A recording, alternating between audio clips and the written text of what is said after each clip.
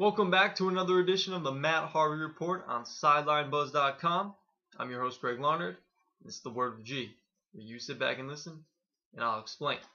Matt Harvey suffered his first loss of the season on Friday night to the Philadelphia Phillies, 3-1. He allowed 3 runs over 6 innings, allowing 6 hits, 4 strikeouts, only 1 walk on 86 pitches. Not a very good night for Matt Harvey. It was a quality start, but however, he was not his dominant self.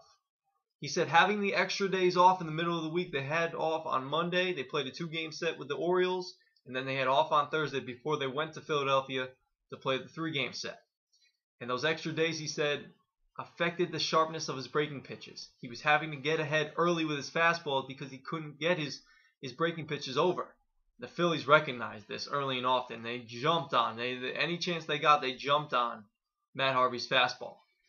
And we know in baseball, if you can't, a pitcher, you can't get ahead with your fastballs, you will not be able to throw your breaking stuff. And Matt Harvey wasn't able to really utilize his breaking stuff the way he would want.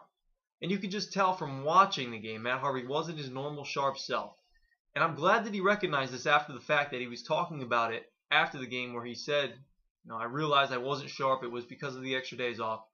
He realizes he has to do a better job of handling this extra rest because he's going to get it throughout the entirety of the season. He's going to get those extra days off.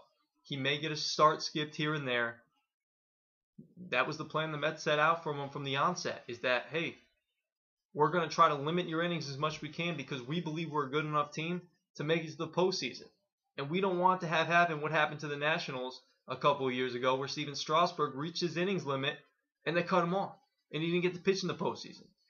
So, Matt, they're doing you a favor. They're trying to make sure you're ready and able to go in the postseason if and when the Mets get a playoff berth. And I realize that he's doing a good job of handling this. He's trying to recognize that, hey, I'm going to get these days off and this extra rest. I have to do a better job at handling myself and making myself get myself prepared for the extra days rest. You might not pitch for 6 or 7 days. It's just going to happen. But over the next 20 days, the Mets will play 20 games. And the Mets already said there's going to be no spot starter. There's going to be no 6th starter. There's going to be no skipping of spots in the rotation. So all the pitchers are going to get back on their normal rotation, which Matt Harvey alluded to is a good thing. That all the pitchers, they need to get back on their normal routine, normal rest, just getting in rhythm. And that's big for baseball players, that they need to stay in a routine. And that's exactly what this is going to do for the New York Mets starting rotation, which has been phenomenal, by the way. I think they have the second best ERA either in the major leagues or the National Leagues, right behind the St. Louis Cardinals. So what's on tap next for Matt Harvey? He's now 5-1. He got his first loss of the season.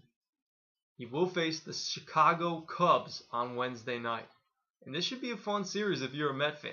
You've got Jacob deGrom going tonight. You've got Noah Syndergaard coming up for the injured Dylan G to pitch on Tuesday night. And then on Wednesday, it's Matt Harvey Day again.